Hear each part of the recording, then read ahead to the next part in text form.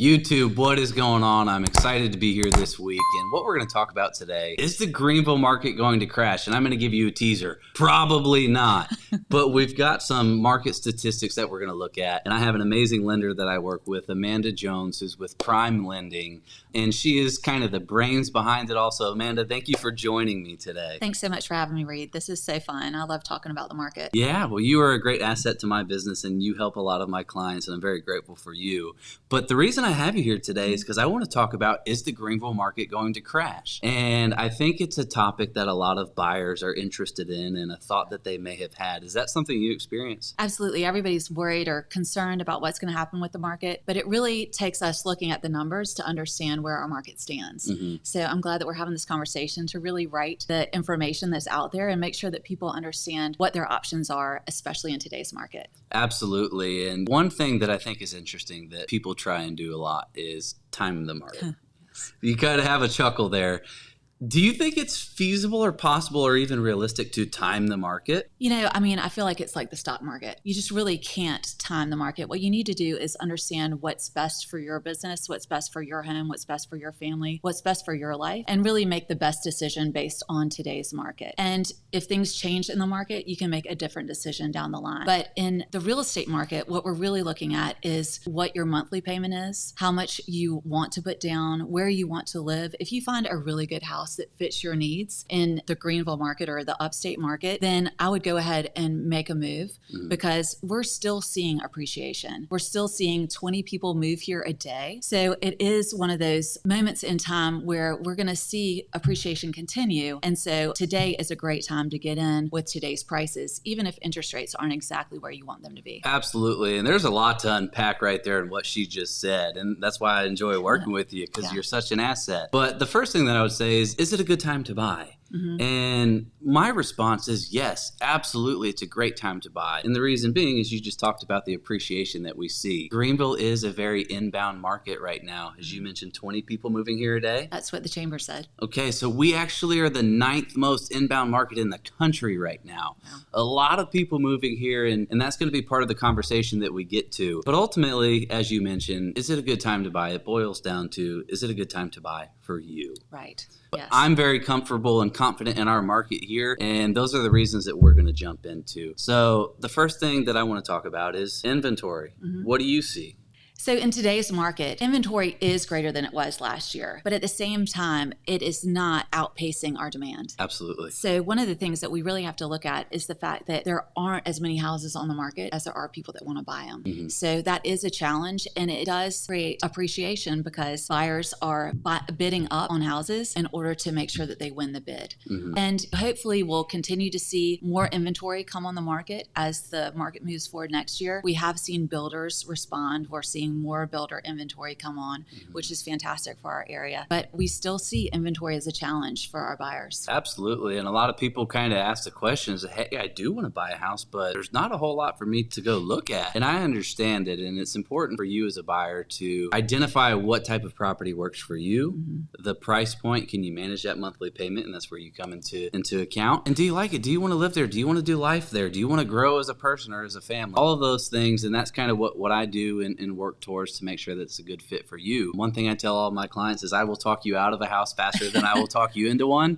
because you're the person living there and you're the person paying for it. My goal is just to help you get into the house. Right. But we talk about inventory and how it's an issue. And one thing you and I were discussing before, we kind of hit record here is month supply of inventory. First off, can you tell us what exactly month supply of inventory means? Yes.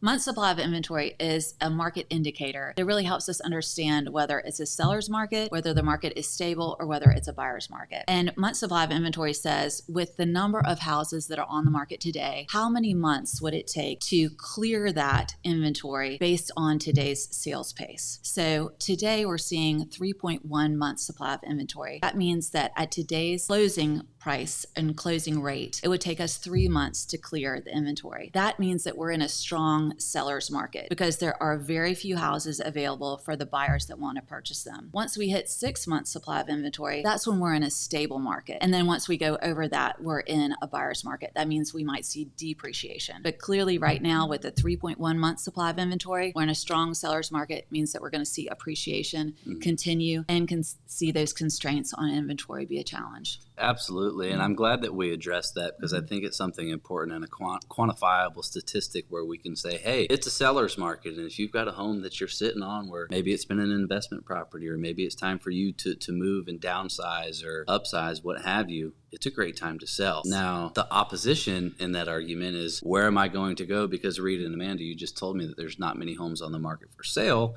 And two, rates. Yes. I get it. A lot of people are sitting on 3% interest rates when they were so low. The refi business was great, I'm sure. Yes. And now their payment is going to be exponentially higher. Yes. So I understand that. And that's part of the reason we're seeing a lack of inventory, is people don't necessarily have the motivation to sell. Correct. Yes. You pair the lack of motivation to sell and the month's supply of inventory with insane pent-up buyer demand. And I want to talk about that for a second, because like I mentioned, we're the 9th most inbound market in the country. Not only that, we've got 20 people moving here a day, but a lot of people are moving here from out of state, as I just mentioned. Guess what they're doing? They're buying homes and they're not putting anything on the market. Our market here, to them, is probably very, very affordable. They're like, great, I'll take 2. So sign me up, right? Right. And those are the people who may be paying with cash, or who have, excess funds. Hey, I don't mind paying over. And that's what we're seeing, some of the appreciation there in competitive situations. So that kind of has been problematic, but also been a good thing. It's just interesting to be aware of the situation when you're working with a buyer, right, and kind of test the waters, if you will, gauge the temperature. But then the second biggest group of buyers right now is first-time buyers. That's correct. And guess what those people are doing? They're buying their first home. They're not listing something. They're going to snatch up that inventory, create more of a deficit,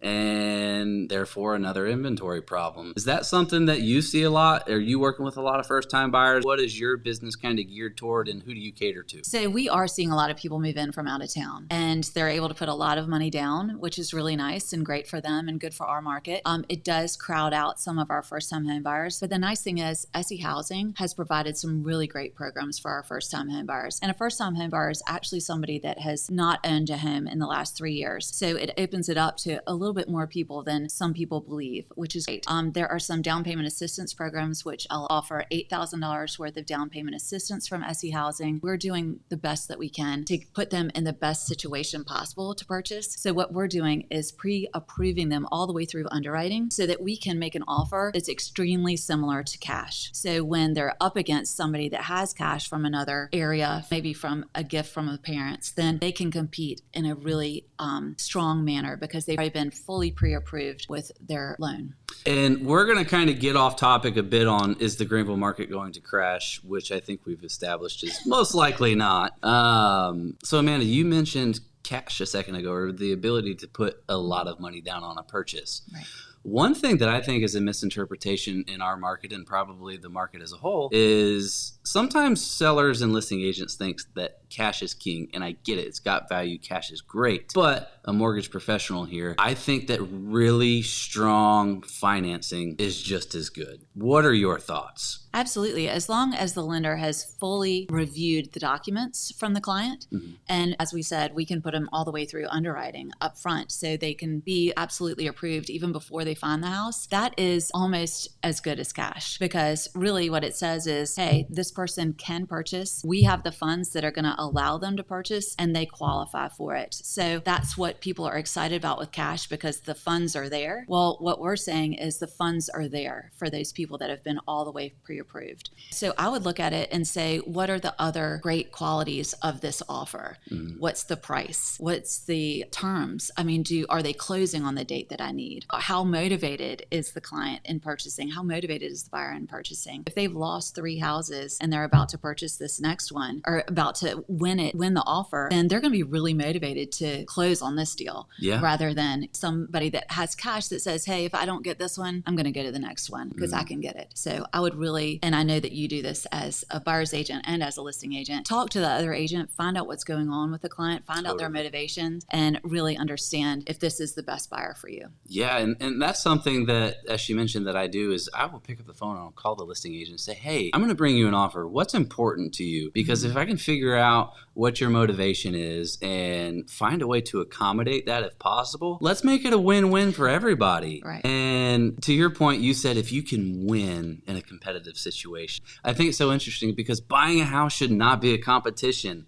Although we have seen competition in our marketplace recently, what I would say, and I'm interested in your thoughts, is it's a much better time to buy right now as a consumer rather than a year and a half, 2 years ago. Yeah. And the reason I say that is we're not seeing as many crazy terms or appraisal gaps and just pouring a bucket of money into this home in an offer. And for goodness sake, naming your first child after the seller just to get the home, right? Right. Is that something that you're seeing as well? Absolutely. Is it a little bit more friendly? It's much more friendly. I'm not seeing offers that are astronomically above the list price. Even if they are, they might be a little bit over the list price. We're Still also with a seeing chance to appraise. Absolutely. We're not seeing people waive their appraisal as often. Sometimes they do, but we're not seeing those offers that are no contingency at all. And prior to and last year during the pandemic, they really were there was no benefit to the buyer to make an offer. They had to give up all of their rights in the contract in order to win. And now we're seeing the pendulum swing a little bit back to our buyers having some control over their offer and how the negotiations go. Sure. And that's a change that I welcome back to our market because I think it's honestly a good thing. One thing I want to talk about, and I know in the real estate industry it can be relatively controversial, although I think it's just a silly saying, but date the rate and marry the house. Sure. What are your thoughts on that? I think it's very true. If you look back at when the rates fell the first time, and I'll have this conversation with my clients, how many times did you refinance? I refinanced 3 times, in order to bring my rate down because I really wanted to have that lower rate. But I did an analysis to make sure that it was in my benefit to do so because, refinances aren't free, but they do help you either cash out and get some of your equity out, or they allow you to bring your monthly payments down, which is phenomenal. So today's rates might not be where you want them to be, but if the rates change over the next year, and usually they need to change by decreasing by a point from what you have currently in order for it to make sense for you to refinance. But you get that opportunity. You get to work with the market where it is. And as we said, appreciation is happening. So, if you... Forced savings, as you call it. I do call it forced savings. You know that. So if you're renting, all of that money is going away. When you're purchasing and you're paying down on your home loan, then some of it's going towards equity. And each month you're paying down and you're gaining equity towards your house. Then when you go to refinance, you might have some equity that's available and you also can cash out and get some more, do whatever you want, maybe make some renovations, do some things to your house with that refinance. And you might even have the same monthly payment, which would be amazing. So that's why I think people really need to consider buying today because as appreciation happens, even if rates go down, it doesn't mean that your payment's going to be less because the house is going to be more. Exactly. I was having a conversation with a fellow agent the other day, and he said, "Hey, man, do you really want to make a $100,000 mistake in waiting?" And I'm not somebody who's going to scare you with tactics to try and convince you to buy. It needs to be your decision and something you're comfortable with. But there's a lot of truth to that as we see the appreciation. And let me give you a quick example. Is I bought my home a year ago and bought it at a very favorable price point. I was excited about it. I remember when I saw my monthly payment, I was like, whew, that's a little bit different than rent. Right. But it was such a great thing. I'm so glad that I did because I have a 3-1, wish it was a 3-2, whatever. Get into your first home, right? And there's a sale in my neighborhood that was a 3-2. It's fixed up. Obviously, I need to do some renovation to my home. It sold for $402,000. That's amazing. It's like, goodness gracious, that is the power of owning a home and that forced savings as well, right? So it's a beautiful thing. Home ownership is certainly something that I'm an advocate for. To circle back to date the rate and marry the home, though, is I was sitting on a panel recently, and a top producer out of California, and he said, "Hey, if you buy the home today at these rates and rates go up, you win. You have the lower interest rate." That's right. Yeah. If you buy the home at 7.5 today and rates go down, refinance. You win again, right? And so you pair those two things with the appreciation that we expect to see because we have such limited inventory, which is going to continue to push our market forward for some time. I expect, one, our housing market to continue to be healthy. I expect it to continue to be competitive. And if you're interested in buying a home, I encourage you to jump in and have a conversation with somebody like Amanda or myself. So that really kind of covers a lot of it. Is there anything that you want to add before we hop off here? No, I think this has been fantastic. It's always a pleasure to work with you. You're amazing. And so thank you so much for having me, Reed. I appreciate it. Yeah, well, I enjoyed it. Thank you guys for tuning in. I look forward to bringing you guys more content and videos. Anything that you want to see, let me know. I make these for you guys, not for myself. I'm sitting here underneath the bright lights sweating like a crazy person. Maybe we should edit that part out.